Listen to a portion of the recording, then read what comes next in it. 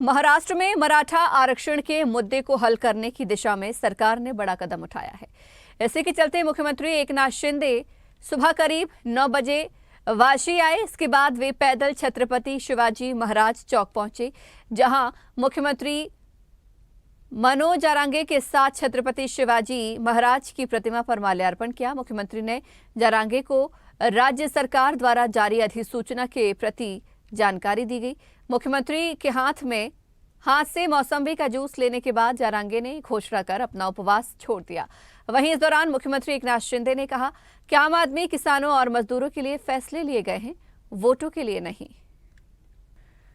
और इस खबर पर ज्यादा जानकारी के लिए हमारे साथ हमारे सहयोगी राहुल पुजारी फोन लाइन पर जुड़ गए हैं। राहुल, जिस तरीके से यहाँ पर एक बड़ा आंदोलन चल रहा था और अब सरकार ने भी एक बड़ा कदम उठाया है।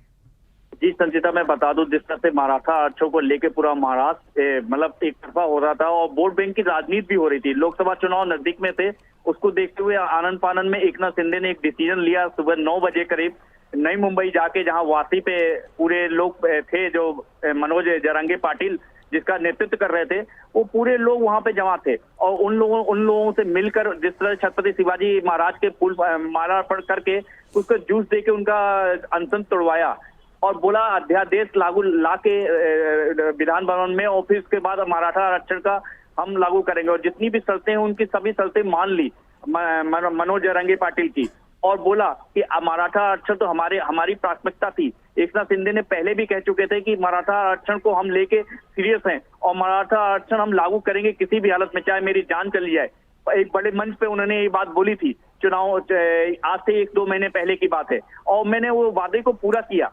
उसको लेके जिस तरह से मराठा आरक्षण जो शांत हुआ है, लेकिन इधर दूसरी तरफ ओबीसी आरक्षण को लेके भी अब सुलग गया है, जिससे ओबीसी वालों बोल रहे हैं कि अगर ओबीसी में से मराठा आरक्षण दिया गया तो हम भी सड़क पे आएंगे, अनशन करेंगे। एक दूसरा मामला भी सुलगता हुआ नजर आ रहा है। लेकिन लोकसभा चुनाव देखते हुए जिस तरह एकनाथ शिंदे ने आज सुबह मराठा आरक्षण को शांत किया, उसको देखते हुए जिस तरह मराठा लोग एकनाथ शिंदे की तरफ झुकते हुए नजर आ रहे हैं। राहुल, देखिए, इस पूरे आंदोलन में कहीं ना कहीं वोटों की राजनीति भी देखने को हमें मिली है, लेकिन मुख्यमंत्री एकनाथ शिंदे कह रहे हैं कि ये वोटों की राजनीति नहीं है। ये जो भी कदम उठाया है ये आम आदमी, किसानों और मजदूरों के लिए उठाया है।